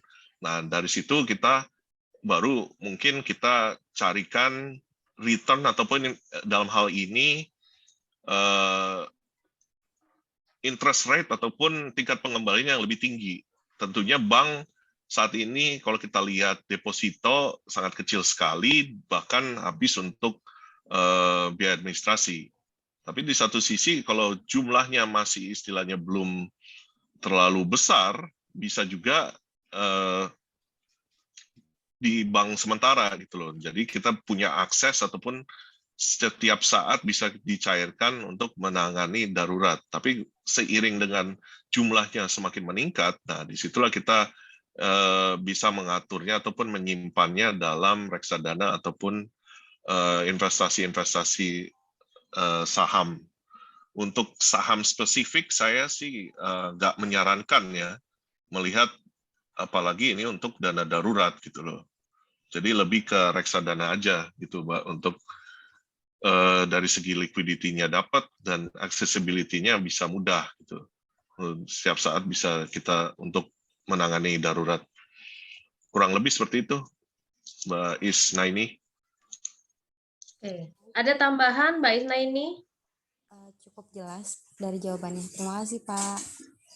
Terima kasih, Pak Stefan. Ada pertanyaan lagi nih, Pak Stefan. Dari Najwa. Apakah trading cocok untuk dijadikan investasi? Dan bagaimana tips dalam trading? Silakan, Pak Stefan. Sepertinya sih kalau dari kami itu policy dari internal kami itu trading ya trading aja, terus investasi aja gitu loh. Itu dua hal yang sebenarnya berbeda gitu loh. Trading itu kalau kita mindset ataupun jangka waktu yang kita hadapi itu sangat pendek dan kita hanya ingin memanfaatkan sebuah momentum ataupun kejadian-kejadian untuk menghasilkan return. Tapi kalau kita berbicara terkait investasi, di institusi kami ini kita refer ke long term investment biasanya. Kita reksadana. Untuk tips-tips dalam trading kita di website juga di YouTube channel kita juga kita berbagi tips-tips trading dalam hal ini. Jika rekan-rekan masih juga ingin istilahnya melakukan trading ya kita juga sih mempersilahkan. Namun ya kedua hal itu tentunya menurut kami berbeda ya. Satu fokusnya jangka pendek untuk mengeksploit suatu kejadian atau berita, misalnya contohnya harga sawit lagi naik itu CPO, maka kita beli saham CPO, ataupun lagi rame saat ini harga batu bara semua mencapai harga tertingginya, maka kita pegang semua emiten batu bara gitu. Tapi dalam jangka panjang kalau kita bawa ke analisis bahwa batu bara harapannya nanti di 2030 dengan adanya kesepakatan untuk pengendalian pembuangan karbon akan direduksi, maka secara fundamental seharusnya kita nggak beli dalam jangka panjang gitu loh, untuk kita pegang jangka panjang. Jadi kurang lebih seperti itu sih mindset yang mungkin kita harus bisa bedakan. Memang selama ini dengan adanya pojok bursa ataupun secara kerjasama yang selama ini dibangun antara Bursa Efek dan kampus itu lebih ke trading ya saya lihat sih. Tapi dalam hal ini mungkin kita mencoba memberikan warna berbeda. Dalam hal ini kita fokus untuk long term investment dan pembiayaan bagi yang ingin mengedepankan entrepreneurship atau startup, seperti itu sih, Mbak. Oke, Mbak Najwa, ada tambahan? sudah cukup jelas. Terima kasih Pak atas penjelasannya. Siap, Mbak Najwa. Terima kasih Mbak Najwa dan Pak Stefan. Ini tadi sudah ditanya oleh Mas Faisal, tapi bertanya lagi nih Pak. Oke. Dari reksadananya, komponennya dari saham, obligasi, dan deposito.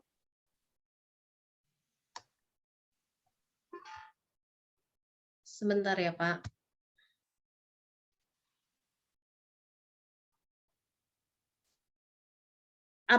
Apakah ada rencana IAM untuk menyediakan produk investasi dari aset kripto?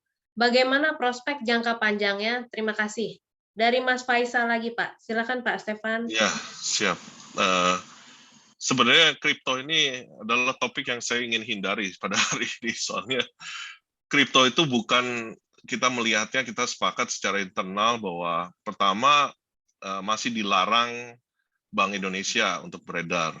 Jadi apa yang menjadi dilarang itu tentunya banyak yang dimainkan secara backdoor ya, ataupun ya nggak resmi lah gitu loh. Kita menghindari hal-hal seperti itu. Tapi kalau kita melihat kripto itu sebagai tujuan investasi, nah kita kembali lagi, kita harus mengenal apa yang kita beli dalam hal kita melakukan investasi. Kita beli kripto. Kripto itu apa ya? Itu kan sebuah sarana pembayaran yang sebenarnya tidak diterima di mana-mana, hanya beberapa antar kalangan yang ingin menggunakan kripto itu sendiri kan Pak.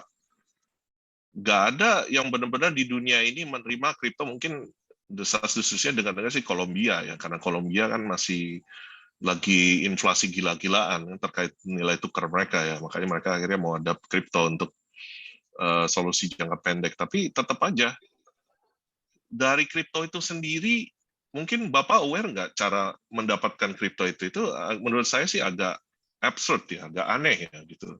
Jadi Anda harus mining menggunakan superkomputer berapa banyak untuk mendapatkan, nanti jumlahnya semakin mengecil. Sepertinya ya sesuatu yang menurut kami yang ngarang itu aja sih. Kenapa ada harga terbentuk di Bitcoin, dia kemarin itu tutup di atas 50.000 US dollar?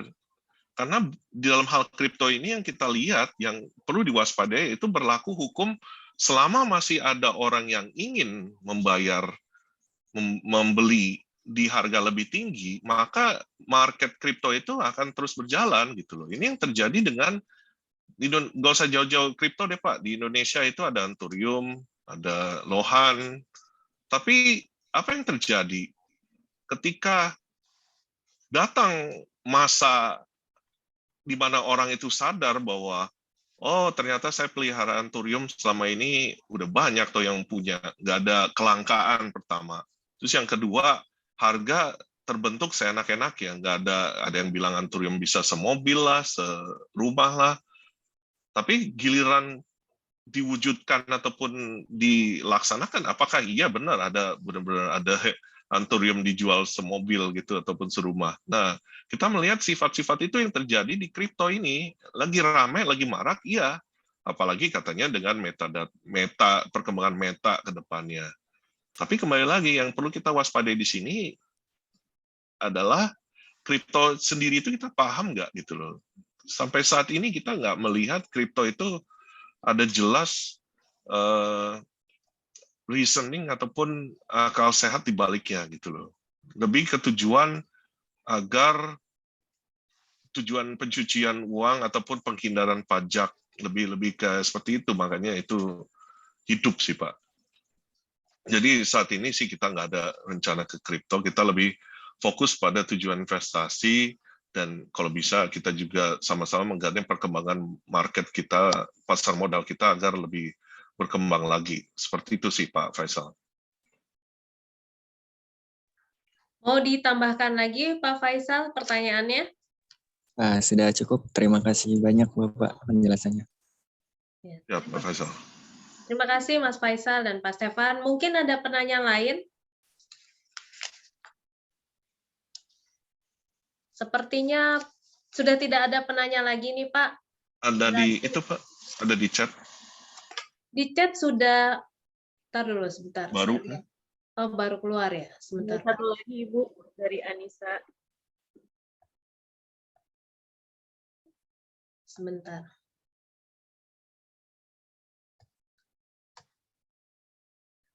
Pertanyaan terakhir nih, Pak.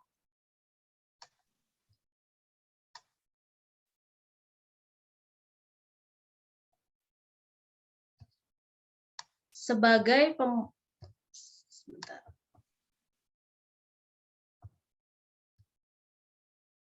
Dari Anisha Tiara Isnaini, saya ingin bertanya, kebetulan saat ini saya sedang ikutan trading di Forex dan ATG 50 sebagai pemula. Menurut Pak Stefan sendiri, apakah trading Forex ataupun trading lainnya yang menggunakan robot ini bisa dianggap sebagai trading atau investasi jangka panjang, Pak? Karena ini bisa dibilang Forex atau ATG ini menyebut dirinya lifetime. Silakan Pak Stefan. Oke. Sebenarnya kita untuk Forex ini kita tidak menyarankan sih untuk Forex ini kalau Mbak ini institusi ya, Anda mewakili bank gitu loh. Ya tentunya harus bergelut dengan Forex, tapi untuk pemula apalagi untuk perorangan sebaiknya pertama Forex itu resikonya pasti jauh lebih tinggi dibandingkan saham ataupun reksadana pada umumnya. Yang kedua ini menggunakan platform robot. Nah, robot ini sendiri saya lebih nyaman kalau program atau robot saya yang buat, Mbak. Kalau orang lain yang buat itu sepertinya ya Anda harus memahami benar-benar bagaimana cara bekerjanya robot ini gitu loh. Forex itu setahu saya kalau volatility cukup tinggi, semua robot program itu ngaco itu. Jadi tiba-tiba besok ada pengumuman dari Sri Mulyani membuat rupiah tiba-tiba terjun bebas menjadi depresiasi, ya robot ini tentu tidak akan menebak ataupun bisa membaca pergerakan sesaat. Sama di saham juga ada menggunakan indikator-indikator apa, tapi itu masih sebatas membaca arah tren. Nah, sebaiknya sih hati-hati nih. Saya tidak menyarankan untuk Forex kecuali Anda berkecimpung atau bersinggungan langsung dalam hal ini bank atau Anda importir-eksportir ataupun memerlukan Forex untuk underlying bisnis. Selebihnya untuk underlying investasi sih kami tidak menyarankan dan ini bukan jangka panjang ya gitu loh. Untuk Anda simpan misalnya dalam mata uang terus kedepannya pun kita nggak menyarankan gitu loh. Contohnya kayak Indonesia banyak yang berspekulasi rupiah bisa ke 20.000, 25.000 2 tahun yang lalu. Sepertinya yang menspekulasi atau mengharapkan bisa ke 20.000 itu ya tentunya rugi besar karena kita yakin Forex ini sangat susah ya untuk kita tebak ininya arah pergerakannya setiap saat karena balik lagi sekarang kondisi kayak contohnya tadi rupiah ada di 14.000 setiap saat bisa pelan-pelan berbalik ke arah menjadi 12.000, 10.000 ataupun terbang lagi ke 20.000, tapi itu semua tergantung balik lagi analisis kita fundamentally benar nggak itu loh. Istilahnya BI-nya punya cadangan sampai segitunya nggak untuk membiarkan rupiah sampai ke 20.000. Saat ini juga data menunjukkan ada perbaikan di cadangan devisa yang perlu kita hati-hati sebagai spekulan forex US dollar rupiah. Jadi setiap saat ya bisa rupiahnya menguat. Kita harapannya seperti itu dengan semakin terbangunnya infrastruktur untuk memperbaiki arah dan perekonomian kita. Jadi kita sih nggak menyarankan ya untuk forex ya. Ada tambahan lagi, Mbak Anissa? Sudah cukup. Terima kasih Pak Stefan, Bu Vina. Terima kasih Mbak Anissa. Apa ada pertanyaan tambahan lagi sebelum saya tutup sesi tanya jawabnya dan diskusinya? Oke, sepertinya sudah tidak ada tambahan lagi nih Pak Stefan. Jadi untuk pemenang, itu kita sudah dapat 5 pemenang voucher reksadana, Mbak Halifah, Mas Faisal, Mas Wisnu, Mbak Isnaini, dan Mbak Najwa. Nanti akan kami kirimkan via email untuk ketentuan yang harus diisi, seperti isi formulir-formulir yang harus diisi. Nanti kami minta bantuan dari Ibu Ika untuk dikirimkan data-datanya via email atau via WA, boleh ke saya, Bu Ika. Dengan berakhirnya sesi diskusi dan tanya jawab, maka acara saya kembalikan lagi kepada MC dengan Saudari Olive. Mohon maaf apabila ada kesalahan atau kekurangan. Salam sehat dan terima kasih. Terima kasih Ibu Vina yang telah memoderatori seminar hari ini. Terima kasih juga Pak Stefan yang sudah memberikan ilmunya, banyak sekali ilmu yang kita terima. Selanjutnya akan ada sesi foto bersama kembali kepada seluruh hadirin, rekan-rekan mahasiswa yang belum mengaktifkan fitur kamera, dimohon untuk mengaktifkan fitur kamera. Kami tunggu untuk seluruh rekan-rekan mahasiswa. Kita akan melaksanakan foto bersama secara virtual. Untuk yang belum mengaktifkan fitur kamera, dipersilahkan untuk mengaktifkannya. Baik, boleh dipersiapkan senyum terbaik rekan-rekan. Untuk sesi foto bersama akan dipimpin oleh panitia dokumentasi. Kepadanya dipersilahkan. Baik, Bapak Ibu, teman-teman semua, saya pandu untuk sesi fotonya dalam hitungan ketiga. 1, 2, 3. Slide kedua. 1, 2, 3. Baik, terima kasih. Karena sisanya oke, saya kembalikan kepada MC. Terima kasih. Sesi foto bersama tadi menjadi penutup pada seminar hari ini. Terima kasih kami ucapkan kepada pemateri Bapak Stefan, moderator Ibu Vina, dan juga rekan-rekan mahasiswa. Selanjutnya akan ada pengisian link presensi dan juga link evaluasi. Untuk link tersebut bisa dibantu share screen.